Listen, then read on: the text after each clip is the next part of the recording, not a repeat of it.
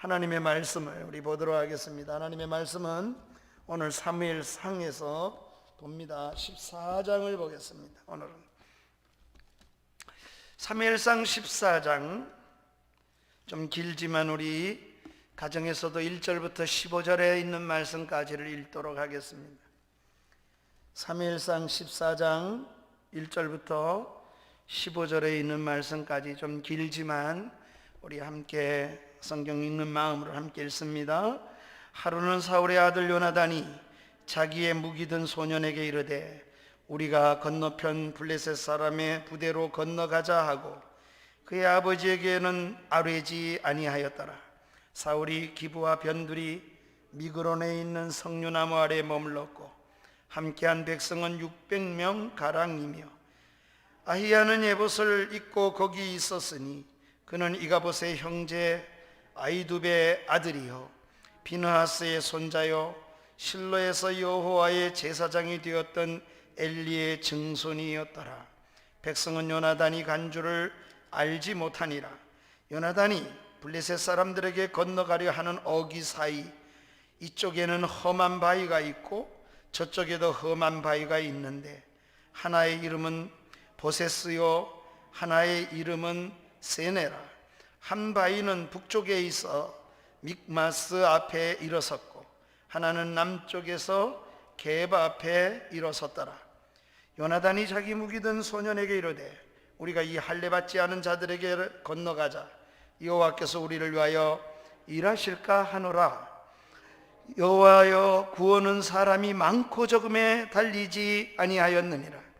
무기를 든 자가 그에게 이르되 당신의 마음에 있는 대로 다 행하여 앞서 가소서.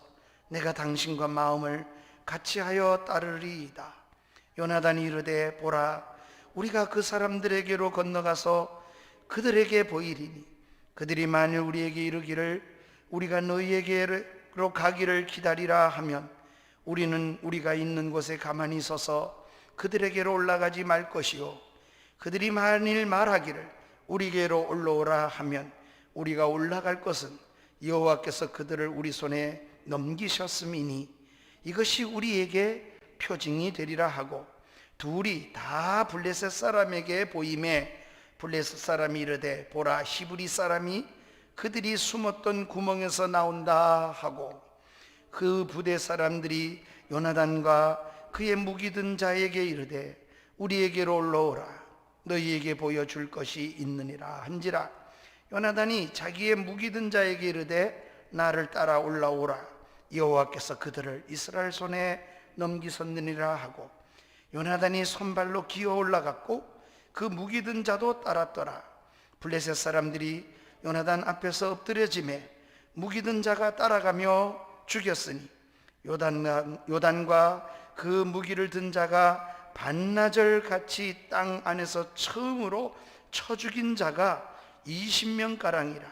들에 있는 진영과 모든 백성이 공포에 떨었고 부대와 노략군들도 떨었으며 땅도 진동하였으니 이는 큰 떨림이었더라. 아멘. 아멘. 오늘 우리는 이름도 없이 섬기는 하나님의 사람에 대하여 함께 생각하며 은혜를 나누려고 합니다.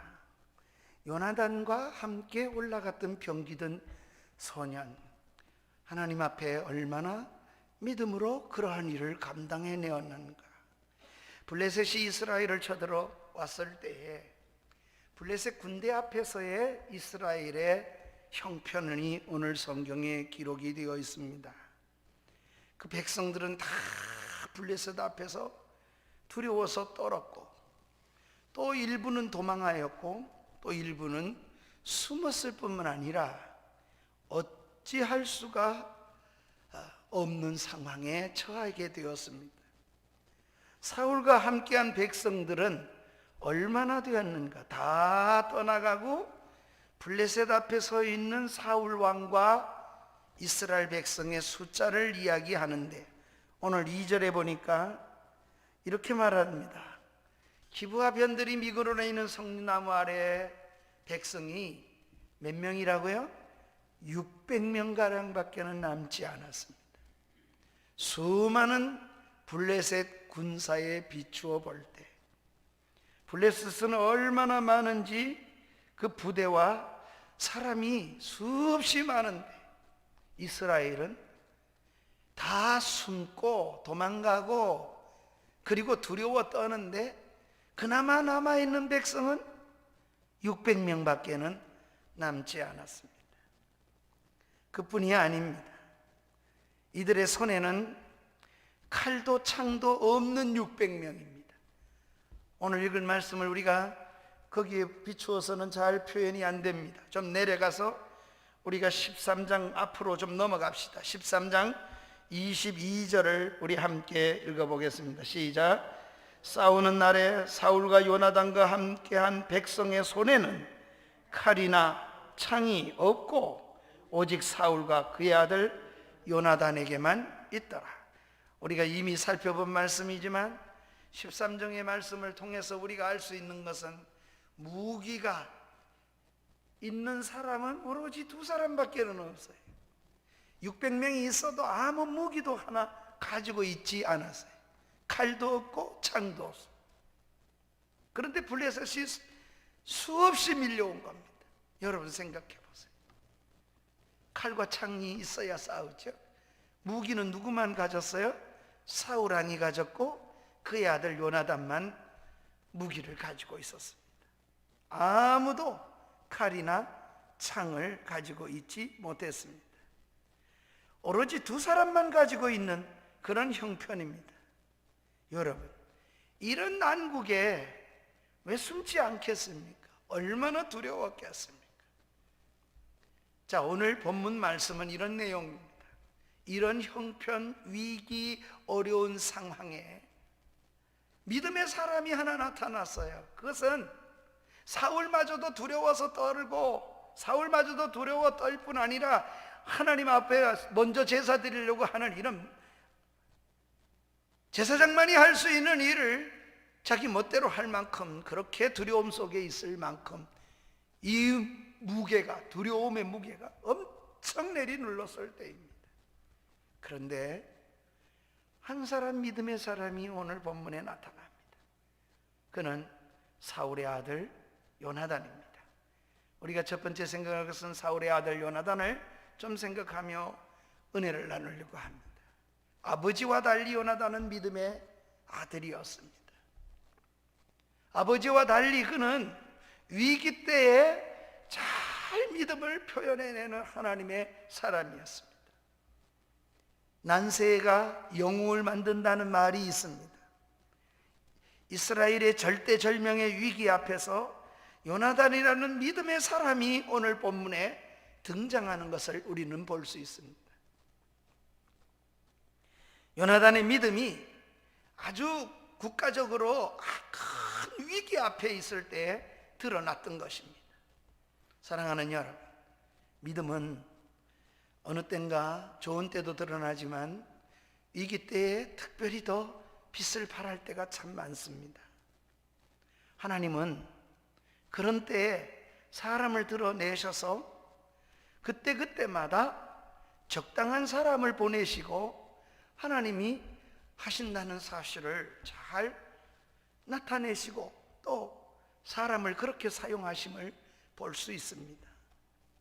사울이 일할 수 없게 되자 하나님은 사울을 못 쓰게 되자 누구를 쓰는 거 하니 요나단을 사용하십니다. 사울은 무서워서 한 발짝도 움직이지 못하는, 꼼짝 못하는 상황이었습니다. 그러나 그의 아들 요나단은 아버지와 달리 하나님을 전적으로 신뢰하고 고백하는 그런 모습을 볼 수 있습니다. 심지어 그가 고백한 6절 하반절에 보면 여호와의 구원은, 한번 따라합시다. 여호와의 구원은 사람의 수에 있지 않고 하나님께 있다는 거예요. 사람의 많고 적음의 숫자에 있지 않다고 그렇게 입으로 고백할 만큼 그런 하나님을 섬겼고 그런 하나님을 만난 요나단입니다. 그래서 사울은 숫자를 헤아려 600명만 남은 백성을 보고 있고, 사울은 무기도 없고 무기도 없을 뿐 아니라 너무 비참한 벌벌 떠는 그런 백성에다가 눈을 두고 있다면, 요나단은 하나님께 눈을 두고 하나님을 바라봅니다. 이게 믿음의 사람의 다른 걸음입니다. 어떻게 요나단이 고백합니까? 두 곳에서 요나단의 고백을 볼 수 있는데, 첫째 1절에 보면은 요나단이 우리가 건너가서 어떻게 합니까? 블레셋 사람을 부대로 건너가자. 아니, 자기들 600명 쏴가 다 싸워도 힘들 텐데 적진에 뛰어 들어가겠다고 그렇게 고백을 합니다. 뿐만 아니라 이렇게 고백할 수 있었던 것은 바로 6절에 보면 이런 내용 때문에 그가 그런 고백을 합니다. 우리가 이 할례받지 않은 자들에게로 건너가자. 우리는 할례받은 사람, 하나님의 선택을 입은 사람, 우리는 하나님의 사람인데 할례받지 않은 사람들, 그들에게로 건너가자는 겁니다. 그러니 그의 용기는 하나님으로 인한 용기입니다. 하나님이 함께 하시는 백성이라고 하는 확신이 그를 그렇게 담대하게 고백하는 사람으로 만들어 놓았습니다. 그래 놓고 누구에게도 그 말을 하지 않고 용기 있게 나아갔습니다. 심지어 1절에 보면 그 아비에게도 말하지 않았더라. 뭐 말해봤자 아버지가 보내주겠습니까?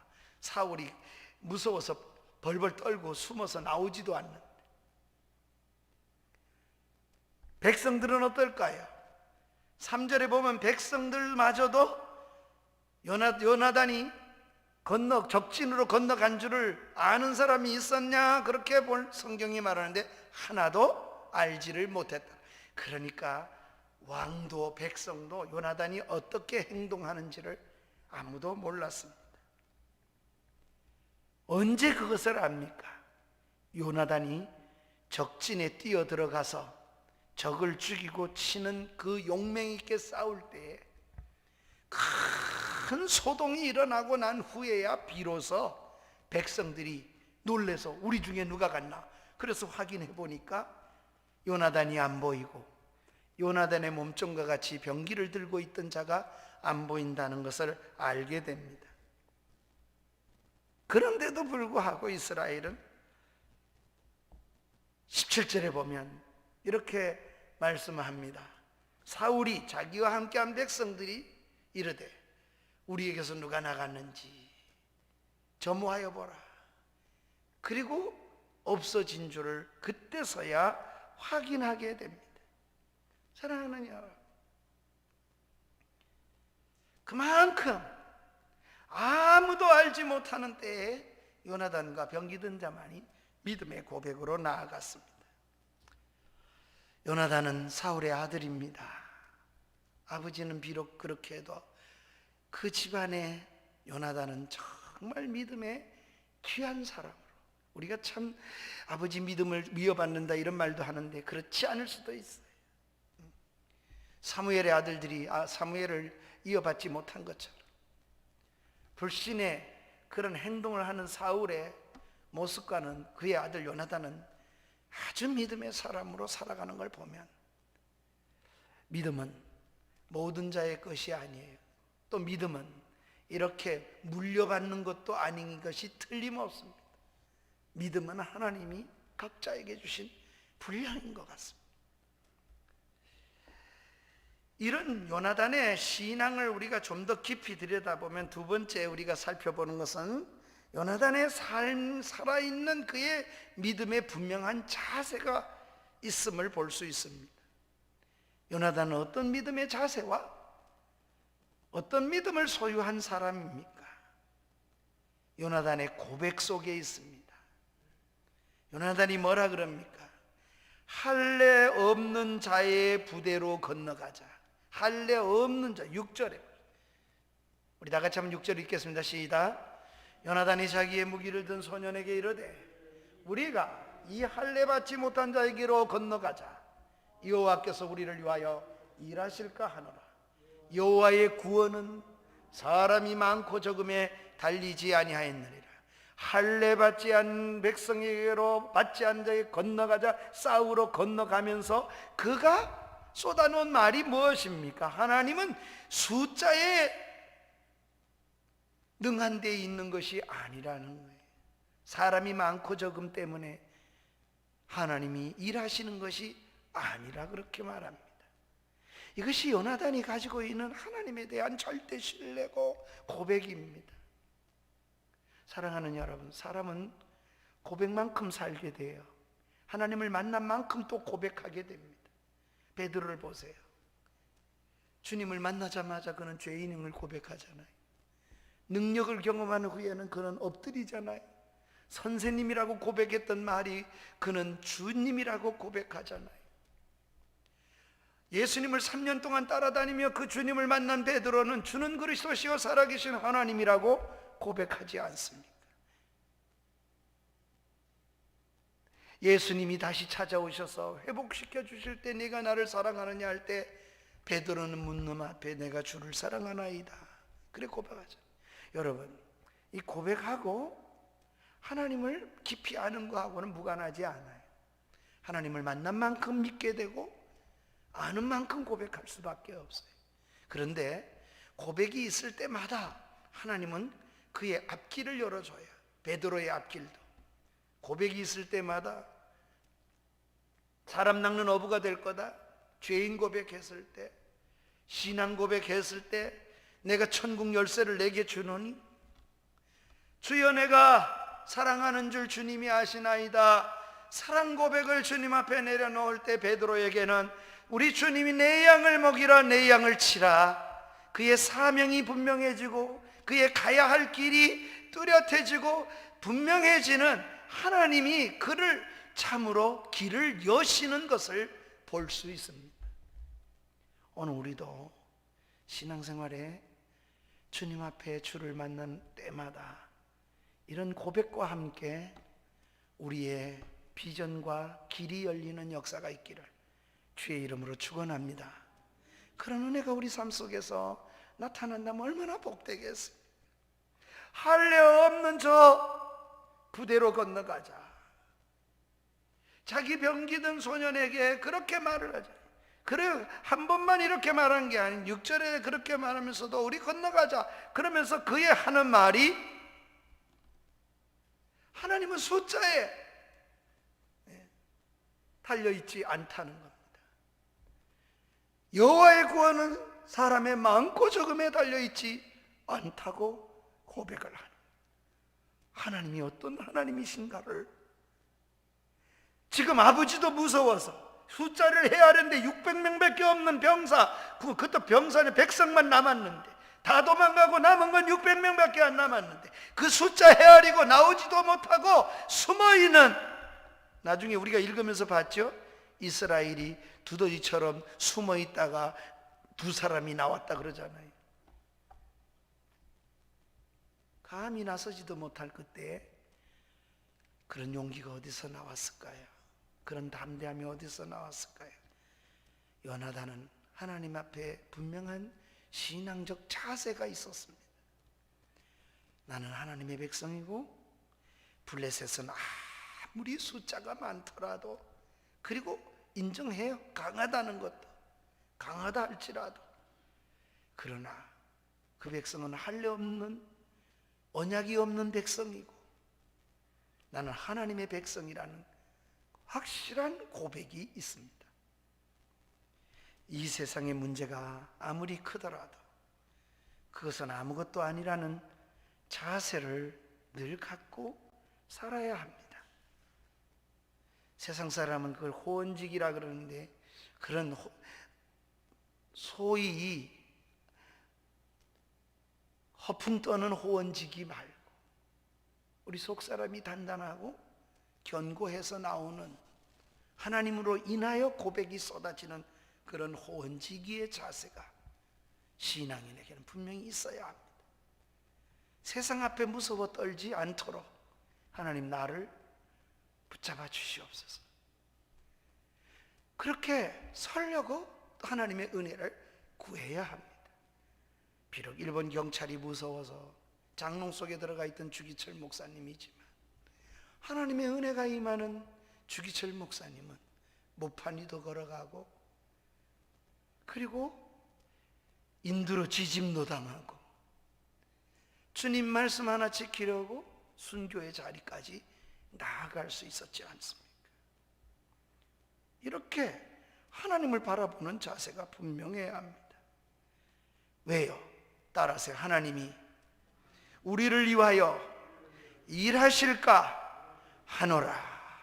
이게 있어요. 6절 하반절에 그랬잖아요. 구원은 사람의 많고 적음에 있지 아니하다. 하나님이 나를 위하여 우리를 위하여 일하실 것이니까 숫자 노름, 숫자에 난 관심이 없다고 고백을 쏟아놓은 겁니다. 블레셋은 할례 없는 자들로 규정한 요나단은 하나님만 바라보았습니다. 하나님이 하실 수 있다고 믿었습니다. 수많은 블레셋 군대만 보고 두려워하지 않을 뿐만 아니라 하나님이 나와 함께 하실 일에 대한 분명한 신앙이 있었습니다. 하나님의 능력이 사람의 숫자에 있지 않음을 그는 알고 있었습니다. 뿐만 아니라 그렇게 믿고 실제 삶으로 그렇게 분명한 자세로 삶을 지금 보여주고 있습니다. 하나님의 백성들은 사람의 계산만 가지고 주저앉지 말아야 합니다. 하나님이 어떻게 하실지를 기대하고 사는 겁니다. 사람들은 다 주판을 튕겨요. 계산적이에요. 그 계산한 것이 틀렸다고 말해줄 수도 없어요. 왜? 분명히 계산한 게 다 맞아 떨어지니까 그렇게 신뢰하는 거죠. 그러나 그건 세상적일 수도 있어요. 세상은 그래 해요. 그래서 안 되고 이래서 되고 계산에 아주 아기가 꽉 차고 맞은 것 같이 보여집니다. 왜냐하니 믿음의 싸움이 너무 무모하고 기다리고 하나님을 바라보는 것이 무모한 싸움처럼 보여지기 때문에 그렇게 하는 것입니다.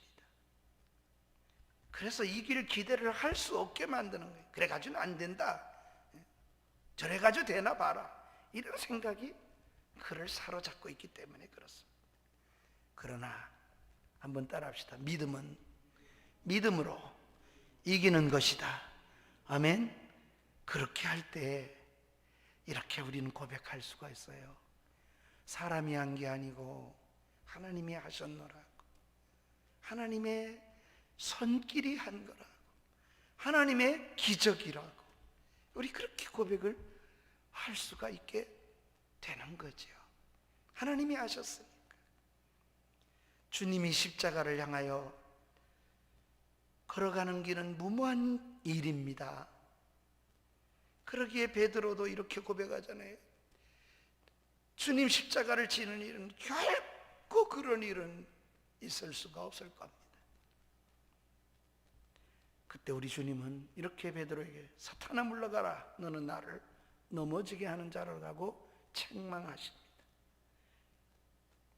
정말 무모한 일 같지만은 우리 주님은 부활 승리를 확신하시기 때문에 우리에게 그 믿음의 걸음을 보여주시는 겁니다.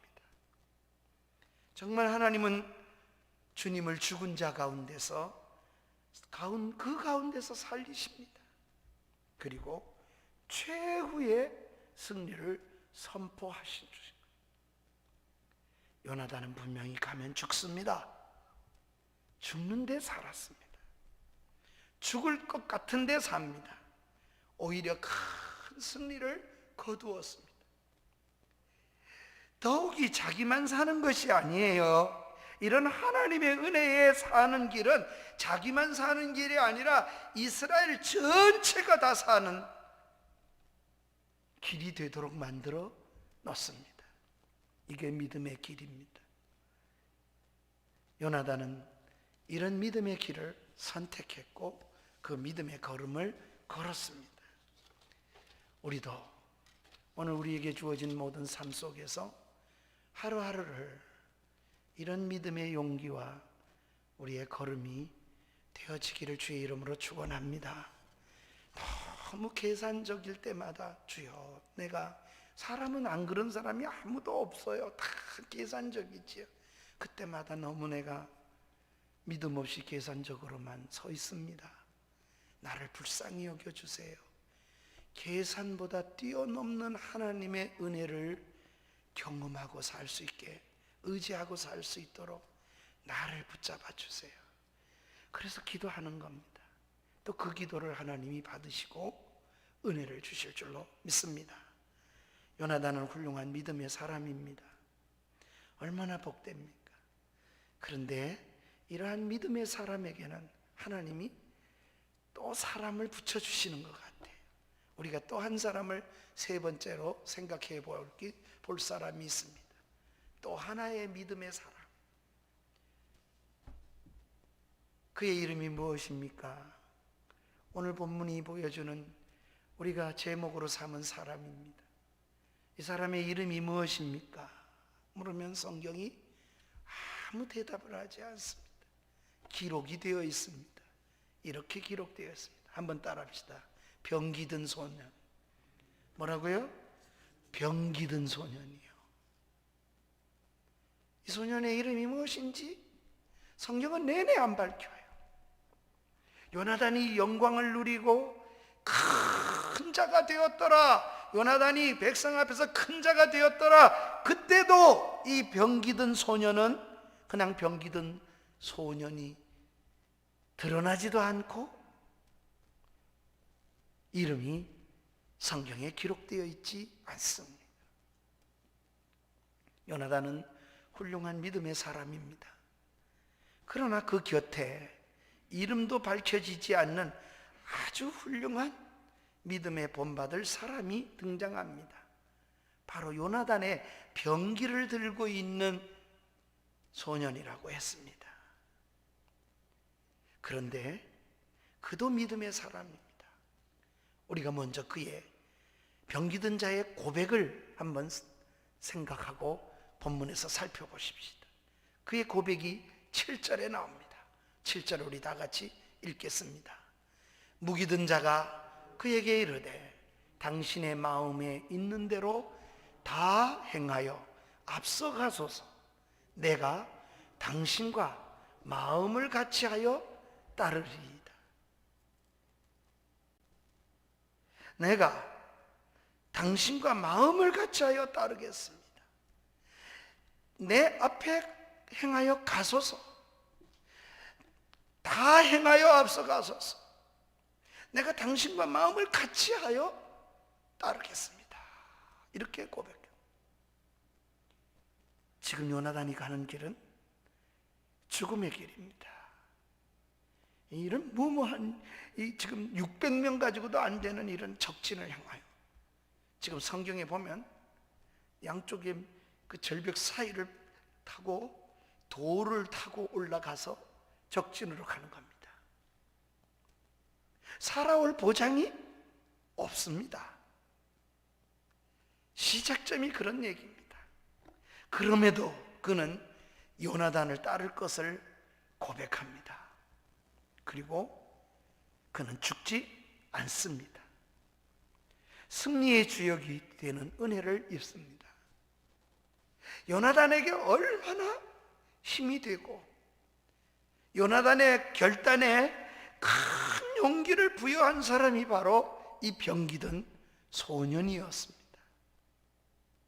저는 하나님의 나라에도 또 교회에도 이런 분류의 교인들이 많아야 한다고 생각합니다.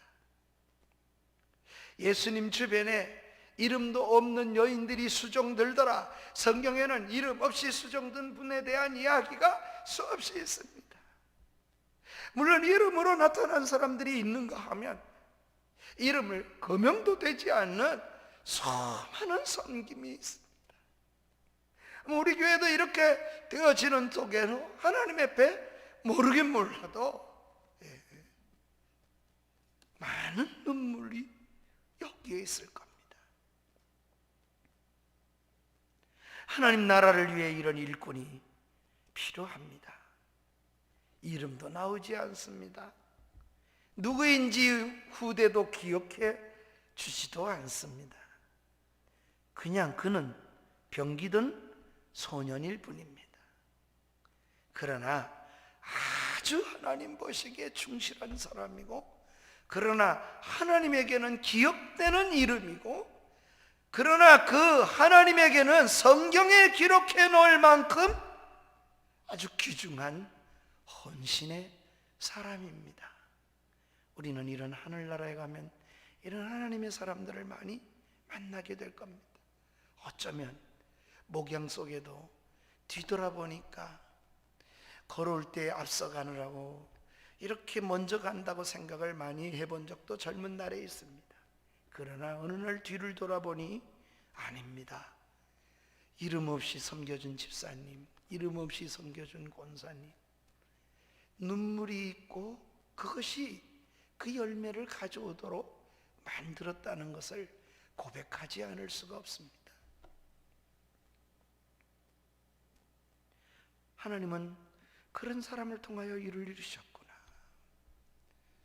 사랑하는 여러분, 그는 요나단이 하자면 하는 겁니다. 하자면 하는 거예요. 13절입니다. 이렇게 고백을 했습니다. 다시 한번 읽을까요? 시작. 요나단이 손발로 기어 올라갔고 그 무기 든 자도 어떻게 했더라? 따랐더라 그랬으니 그도 손발로 기어 올라갔더라. 제가 그렇게 읽겠습니다. 블레셋 사람이 요나단 앞에서 엎드려지자마자 그렇게 아마 맨주먹 가지고 나갔겠죠. 무기는 하나밖에 없는데, 그러니까 무기 든 자가 따라가며 죽였더라. 사랑하는 여러분, 이렇게 하나님을 따르는 자들이 있습니다. 이것이 하나님의 나라의 충실한 일꾼입니다. 이름도 없이 섬기는 하늘의 별과 같은 사람들. 주님과 12 제자들을 한번 생각해 보십시다. 주님이 십자가를 향하시면서, 예루살렘을 향하여 올라가시면서 일어나라, 나와 함께 가자. 이게 주님이 제자들에게 하신 말씀입니다. 어디에 그렇게 말씀하십니까? 마태복음 26장 46절에 우리 주님이 제자들에게 하신 말씀입니다. 예루살렘으로 올라가며 십자가 지러 올라가시는 예수님이 제자들에게 일어나라, 함께 가자. 보라, 나를 파는 자가 가까이 왔느니라. 이렇게 말씀하셨습니다. 그러나 주님의 제자들 중에 주님을 끝까지 따르냐? 그러면 끝까지 따르지를 못합니다. 어떤 제자는 피했고 어떤 제자는 부인했습니다. 주님이 가시는 자리이고 주님이 가자고 권하셨지만 제자들이 다 따르지를 못합니다. 그러나 주님 앞에 이름도 없이 그렇게 주를 따르는 자들이 있습니다. 십자가 밑에 있던 여인들이 있었다 성경은 말합니다. 그리고 주님의 무서워서 시신을 달라 할 수 없을 때 그 시신을 숨어서 믿던 니고데모도 그때는 나타났습니다. 숨어서 믿던 요셉도 자기 무덤을 예수님에게 내어주는 사람도 있습니다. 아예 이름도 없이 섬긴 사람도 수없이 많았을 것입니다. 오늘 우리가 주님 앞에 설 때마다 나는 어떤 자로 주님을 따르는가 늘 생각하며 한 걸음을 걷는 저희가 되어야 될 줄로 믿습니다. 이 병기든 자는 끝까지 자기 자리를 지키는 그런 사람이었습니다. 자기 자리를 어떻게 지켰습니까? 요나단이 가자면 가는 대로, 요나단이 올라가면 올라가는 대로 언제나 그 자리에 함께 있었습니다. 우리는 어쩌면 그런 자로 살아야 합니다. 병기든 자로서의 삶이 신앙생활에 아주 필요한 것입니다. 우직할 정도로 충성된 삶이 필요합니다. 그런데 우리는 제자들만큼 너무 똑똑해서 문제입니다. 그래서 죽겠다는 계산이 다 되니까, 예수님과 같이 하다가는 손해난다는 게 다 계산되니까, 그래서 주님하고 같이 옆에 있다가는, 예수님 안다고 했다가는 내게 손해가 너무 크니까 우린 계산하고 주님을 따르지를 잘 못하는 게 우리들이 아닙니까? 사랑하는 여러분, 이 병기든 소녀는 뒤에도 어떤 영광도 누리지를 못합니다. 47절 이하에 내려가 보면 이스라엘 왕위에 사울이 오른 후에도 그 많은 곳에서 참으로 요나단이 큰 구원을 이루었다고 하는 그때에도 참으로 요나단이 인정받는 것과 너무 대조적으로 성경이 기록을 해 놓았습니다. 그만큼 귀한 사람이, 주님의 십자가를 쫓아간 많은 여인들과 사람들이 있었다. 성경은 이름이 나타나지는 않습니다. 이름조차 알 수 없는 그런 사람들이 있습니다. 이들은 어떤 욕심도 없습니다. 주님이 가시니까 그냥 가는 거죠. 아픈 마음으로 주님을 따랐을 것입니다.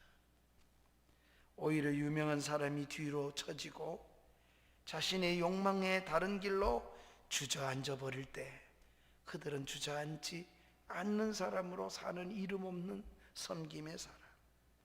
우리는 어떤 섬김의 사람입니까?